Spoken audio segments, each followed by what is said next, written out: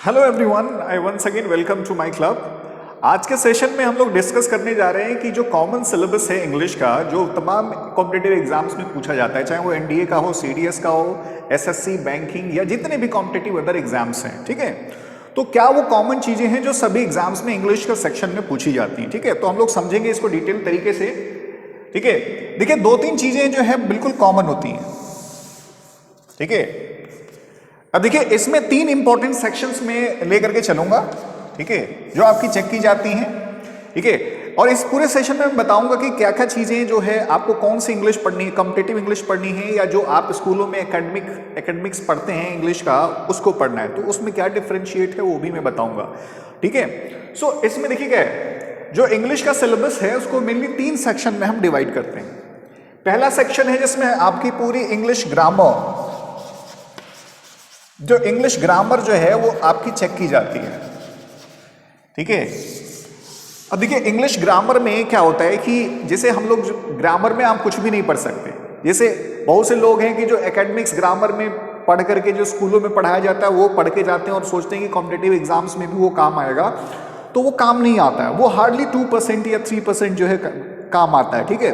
क्यों? क्योंकि एकेडमिक्स जो इंग्लिश हम लोगों को स्कूलों में पढ़ाया जाता है वो बहुत ज़्यादा थ्योरेटिकल इन नेचर होता है, ठीक है।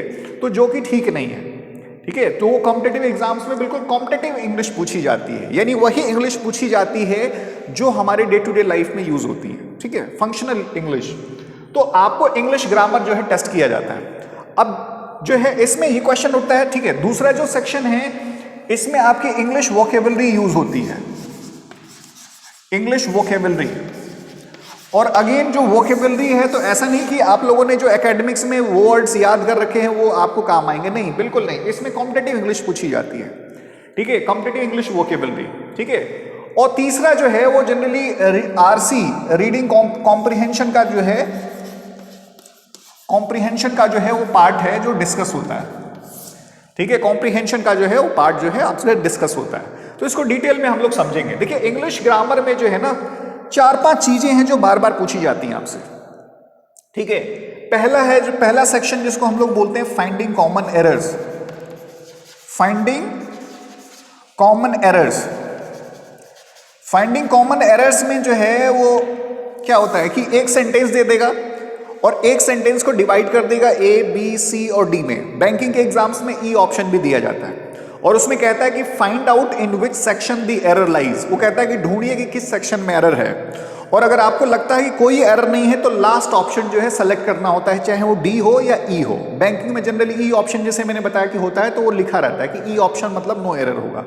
बाकी सब जो है वो डी ऑप्शन में जो है वो नो एरर होता है। तो इसको हम लोग बोलते हैं finding common errors.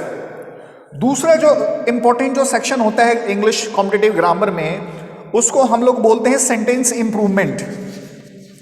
Sentence improvement, देखिए सेंटेंस इंप्रूवमेंट, इंप्रूवमेंट का मतलब क्या होता है? इंप्रूवमेंट का मतलब होता है सुधार। तो एक सेंटेंस दे देगा और उसके किसी पार्ट को अंडरलाइन कर देगा और 4 ऑप्शन दे देगा और कहेगा कि इसमें से ये बताइए कौन सा बेस्ट पार्ट जो है होगा जो उस अंडरलाइन पार्ट को रिमूव करेगा, ठीक है। और अगर आपको लगता है कि उसको जो अंडरलाइन पार्ट है उसमें कोई सुधार की जरूरत नहीं है, तो सबसे लास्ट वाला ऑप्शन मारना होता है नो इंप्रूवमेंट का। तो ये सेंटेंस इंप्रूवमेंट की जो है वो एक्सरसाइज है। तीसरा जो है जो आपसे पूछा जाता है that is fill in the blanks, ठीक है। फिल इन द ब्लैंक्स एक ऐसा सेक्शन है कि हम सब लोगों को मालूम है, ठीक है। फिल इन द ब्लैंक्स हम लोग बचपन से करते आ रहे हैं। फिल इन द ब्लैंक्स यानी एक सेंटेंस होगा, 2 या समटाइम्स 3-3 सेंटेंसेस दिए जाते हैं और उसमें 1, 2 या 3-3 ब्लैंक्स होते हैं और हर ब्लैंक में जो है कि 4 एप्रोप्रिएट ऑप्शंस दिए जाते हैं और उसमें सबसे एप्रोप्रिएट ऑप्शन को आपको सेलेक्ट करना होता है। तो उसको हम लोग बोलते हैं fill in the blanks section, ठीक है। नाउ, ठीक है, फोर्थ जो सेक्शन होता है इसको हम लोग बोलते हैं क्लोज टेस्ट। क्लोज टेस्ट, देखिए क्लोज टेस्ट में क्या होता है, फिल इन द ब्लैंक्स में क्या होता है कि 1, 2 या 3-3 ब्लैंक्स होते हैं, लेकिन क्लोज टेस्ट में क्या होता है कि क्लोज टेस्ट में एक प्रकार का पैसेज होता है, एक पैसेज चलता रहता है किसी भी गिवन टॉपिक पे और जगह जगह जो है ना वो ब्लैंक होते हैं, ठीक है, जगह जगह ब्लैंक होते हैं और हर ब्लैंक के 4 ऑप्शंस दिए जाते हैं। बैंकिंग में जनरली 5 ऑप्शंस दिए जाते हैं, ठीक है। तो आपको जो है सबसे अप्रोप्रिएट ऑप्शन जो है वो सेलेक्ट करना होता है। अब ये क्वेश्चन होता है कि भाई फिल इन द ब्लैंक्स दिया जाता है तो क्लोज टेस्ट क्यों दिया जाता है। देखो होता क्या है कि फिल इन द ब्लैंक्स में लिमिटेड आपकी अंडरस्टैंडिंग, ग्रामर की अंडरस्टैंडिंग को चेक किया जाता है, लेकिन क्लोज टेस्ट में क्या होता है कि डिटेल्ड तरीके से आपकी ग्रामर एंड वोकेबुलरी, इसमें भी vocabulary, fill in the blanks में भी वोकेबुलरी टेस्ट करते हैं, लेकिन क्लोज टेस्ट में डिटेल्ड तरीके से जो है आपकी जो है चेक होती है आपकी knowledge of English grammar, competitive grammar and vocabulary, ठीक है। तो ये क्लोज टेस्ट में होता है। नाउ सो इंग्लिश ग्रामर जो है सबको समझ में आ गया कि कॉम्पिटिटिव ग्रामर होगा, एकेडमिक्स में जो पढ़ते हैं वो हार्डली काम आता है, यहाँ पे बहुत कम आता है, ठीक है। नाउ इंग्लिश वोकेबुलरी, देखिए इंग्लिश वोकेबुलरी में जो है खास करके 5 सेक्शंस हैं जो बार बार पूछे जाते हैं, ठीक है। और पहला जो है जिसको हम लोग बोलते हैं सिनोनिम्स, सिनोनिम्स जिसको हम हिंदी में क्या बोलते हैं, पर्यायवाची बोलते हैं, ठीक है। वो आपको एग्जाम में क्या करेगा कि एक वर्ड देगा, उसके 4 ऑप्शंस दे देगा, ठीक है, और कहेगा कि find out the nearest word in meaning, ठीक है। जो वर्ड दिया गया है उसका सबसे नियरेस्ट वर्ड इन मीनिंग क्या होगा, या उसका सिनोनिम क्या होगा, या इसको और दूसरे तरीके से फ्रेज कर देता है कि भाई क्लोजेस्ट वर्ड इन मीनिंग क्या होगा, ठीक है। तो वो सिनोनिम वाला सेक्शन है जो आपके इंग्लिश वोकेबुलरी में पूछा जाता है। दूसरा जो है वो एंटोनिम, एंटोनिम बेसिकली, एंटोनिम का मतलब जिसको बोलते हैं the most opposite word in meaning, ठीक है। यानी जो विलोम शब्द हिंदी में बोलते हैं उसमें क्या होता है कि एक वर्ड दिया जाता है, उसके 4 ऑप्शंस दिए जाते हैं और कहता है कि इस जो भी वर्ड दिया गया है उसका गिवन ऑप्शंस में से सबसे ऑपोजिट वर्ड क्या होगा, find out the word which is opposite in meaning, ठीक है, ऑफ द गिवन वर्ड। तो या एंटोनिम इसका क्या होगा, वो ऐसे फ्रेजोलॉजी है जो घुमा घुमा के पूछ लेते हैं, ठीक है। तीसरा क्या पूछा जाता है, तीसरा आपसे पूछा जाता है idioms and phrases. Idioms and phrases, देखिए इडियम्स एंड फ्रेजेस क्या होते हैं। Idioms and phrases a group of words होते हैं जिनका कुछ सेंस होता है, कुछ सेंस होता है, नॉट कंप्लीट सेंस। देखिए जैसे मान लीजिए अगर मैंने ये कहा कि kick the bucket, kick the bucket का मतलब क्या होता है। अब किक द बकेट का मतलब आपको लगेगा कि किक का मतलब मारना होता है, बकेट का मतलब बाल्टी, तो बाल्टी को पैर मारना होता है, लेकिन नहीं, किक द बकेट का एक सर्टेन मतलब होता है। ये अ ग्रुप ऑफ वर्ड्स है, इसका कुछ सेंस है। जैसे इसका मतलब होता है टू डाई, ठीक है, टू डाई। जैसे there was an old man in our colony who kick the bucket last night, एक बूढ़ा आदमी था जो हमारी कॉलोनी में जो पिछली रात जो है उसकी डेथ हो गई। तो किक द बकेट का मतलब क्या है, ये इडियम्स एंड फ्रेजेस हैं, इसमें फ्रेजल वर्ब्स भी आती हैं। जैसे जैसे पूछा जाता है get through, get through, get through का मतलब होता है कि भाई टू क्वालिफाई। जैसे everybody wants to get through this examination, ठीक है, तो हर आदमी इस एग्जाम को क्वालिफाई करना चाहता है, ठीक है। तो ये इडियम्स एंड फ्रेजेस होते हैं। तो सिनोनिम हो गया, एंटोनिम हो गया, idioms and phrases. Idioms and phrases दिए जाते हैं, ठीक है, और 4 ऑप्शंस होते हैं और उसमें कहा जाता है कि भाई नियरेस्ट वर्ड इन मीनिंग क्या होगा, या कौन इसमें से बेस्ट एक्सप्लेन करता है, ठीक है। तो ये इडियम्स एंड फ्रेजेस होता है। चौथा जो है आपका, जिसको हम लोग बोलते हैं one word substitution, one word substitution. Substitution देखिए, सब्स्टिट्यूशन सब्स्टिट्यूट वर्ड से मिलके बना है, ठीक है। सब्स्टिट्यूशन का मतलब होता है विकल्प। वन वर्ड सब्स्टिट्यूशन का मतलब एक वर्ड में आप किसी चीज का सब्स्टिट्यूट दे दें, यानी विकल्प दे दें, ठीक है। जैसे मान लीजिए एक फ्रीक्वेंटली आस्क्ड क्वेश्चन है कि a cure for all diseases. जैसे हमने कहा कि a cure for all diseases, ठीक है, ये फ्रीक्वेंटली आस्क्ड क्वेश्चन है एग्जाम्स में, यानी एक ऐसी दवा जो सभी लोगों का इलाज करती हो, a cure for all diseases, ठीक है, a cure for all diseases. इसका मतलब जैसे ना, यानी डिजीजेस का मतलब क्या होता है, रोग होता है। और क्योर, क्योर का मतलब क्या होता है, उपचार होता है, ट्रीटमेंट होता है, यानी सभी रोगों का एक इलाज, ठीक है, जिसको हम लोग हिंदी में क्या बोलते हैं, रामबाण बोलते हैं, उसको इंग्लिश में हम लोग बोलते हैं पैनेशिया। ये फ्रीक्वेंटली आस्क्ड क्वेश्चन है। तो बेसिकली क्या होता है, वन वर्ड सब्स्टिट्यूशन में यानी एक वर्ड में किसी चीज का सब्स्टिट्यूट ढूंढना होता है, यानी एक सेंटेंस में उसको कम शब्दों में कहना। जैसे हम लोग बोलते हैं हिंदी में कि गागर में सागर भरना, यानी गागर में यानी गगरी में, ठीक है, सागर भरना, यानी बहुत बड़ी बातें जो है छोटे शब्दों में, कम शब्दों में कहना। तो वो इसीलिए वन वर्ड सब्स्टिट्यूशन एक्सरसाइज दी जाती है। ठीक है, तो सिनोनिम हो गया, एंटोनिम्स हो गया, इडियम्स एंड फ्रेजेस हो गया, वन वर्ड सब्स्टिट्यूशन हो गया। ठीक है, और एक और पूछा जाता है जिसको हम लोग बोलते हैं स्पेलिंग एरर्स। ठीक है, स्पेलिंग एरर्स।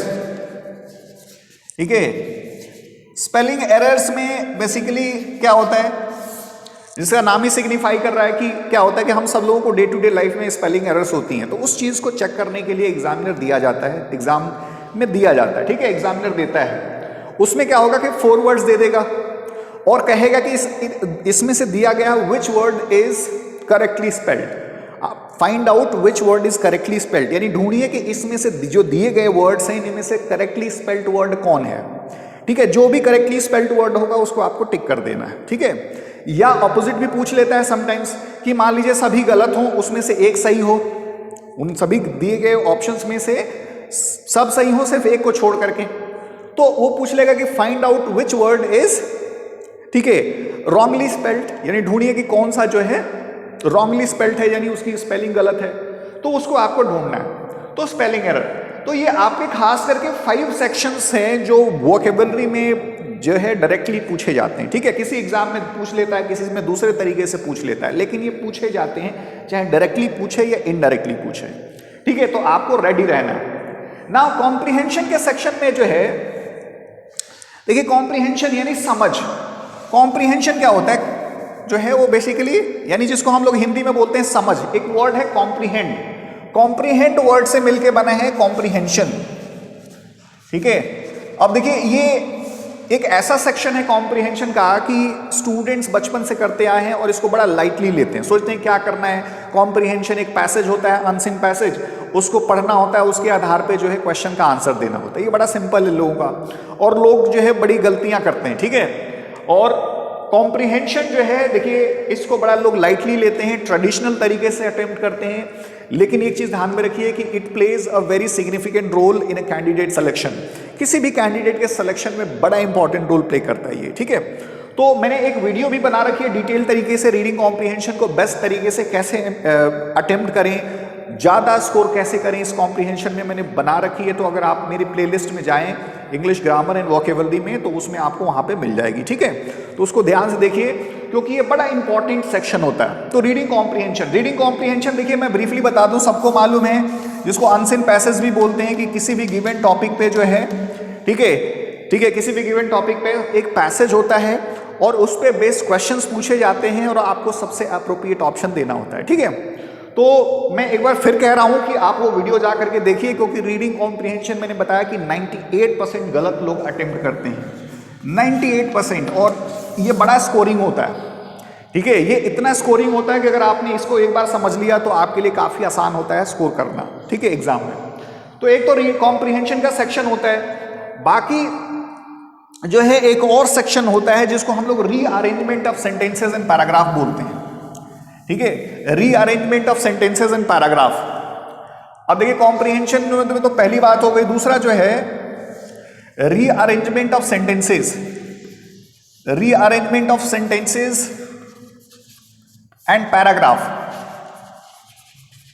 ठीक है, देखिए रीअरेंज करना यानी आपको सेंटेंस का मतलब क्या होता है, सेंटेंस कई वर्ड से मिलके बना होता है, सॉरी हाँ यस, कई वर्ड से मिलके बना होता है जो कंप्लीट सेंस देता है। ठीक है, अब एक सेंटेंस को क्या किया जाता है एग्जाम्स में, 5 या 6 पार्ट्स में उसको डिवाइड कर दिया जाता है, उसका सीक्वेंस उल्टा सीधा कर दिया जाता है, तो आपको प्रॉपर सीक्वेंस में रखना होता है। ठीक है, अच्छा दूसरा पैराग्राफ। पैराग्राफ क्या होता है, paragraph basically a group of logically connected sentences होते हैं। ठीक है, तो उनका भी सीक्वेंस जो है एग्जाम में दिया जाता है, उनका सीक्वेंस उल्टा सीधा कर दिया जाता है, तो आपको एक प्रॉपर सीक्वेंस में उनका रखना होता है, और उस पर बेस्ड क्वेश्चन पूछ सकता है कि कौन फर्स्ट पार्ट होगा, कौन सेकंड पार्ट होगा, या लास्ट पार्ट कौन होगा, या फर्स्ट सेंटेंस कौन होगा, तो इस पे बेस्ड क्वेश्चंस पूछे जाते हैं। मैंने 2 वीडियोस बना रखी हैं सेपरेटली, एक रीअरेंजमेंट ऑफ सेंटेंस की और एक रीअरेंजमेंट ऑफ पैराग्राफ में।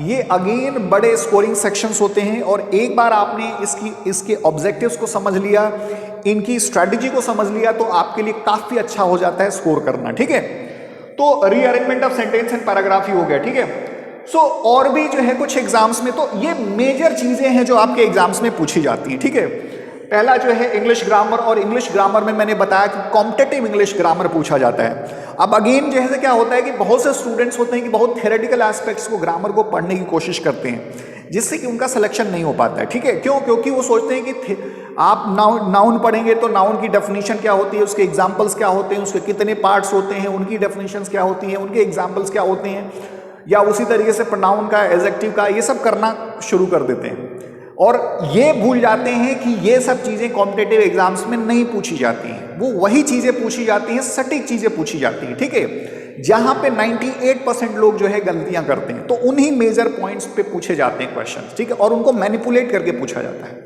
तो हम लोग कॉम्पिटिटिव ग्रामर जो है आपको पढ़ने की जरूरत है। ट्रेडिशनल ग्रामर जो है, जो आपने पढ़ लिया, चलो पढ़ लिया, ठीक है, उसको भूल जाइए। ठीक है, दूसरा मैंने बताया कि इंग्लिश कॉम्पिटिटिव वोकेबलरी पूछी जाती है। इसमें ट्रेडिशनल जो है वोकेबलरी के वर्ड्स नहीं पूछे जाते हैं, सब्जियों के, फल के, ये सब डे टू डे लाइफ में जो वर्ड्स यूज होते हैं वो नहीं पूछे जाते हैं। ठीक है, इसके लिए जो है आपको स्पेशल प्रिपरेशन करनी पड़ेगी। बाकी रीडिंग कॉम्प्रिहेंशन का मैंने बता ही दिया, मैंने डिटेल्ड वीडियो बना रखा है, rearrangement of sentence and paragraph. ठीक है, सो ये सब जितने भी पॉइंट्स मैंने बताए, ये all this are important and common which are asked in all the competitive examinations. ठीक है, so I hope you must have found this video quite useful and ठीक है, आप जो है अभी से लग जाएंगे अगर कोई भी कॉम्पिटिटिव एग्जाम्स दे रहे हैं। ठीक है, so thank you very much and let's hope to meet in the next video with another important topic. Thank you.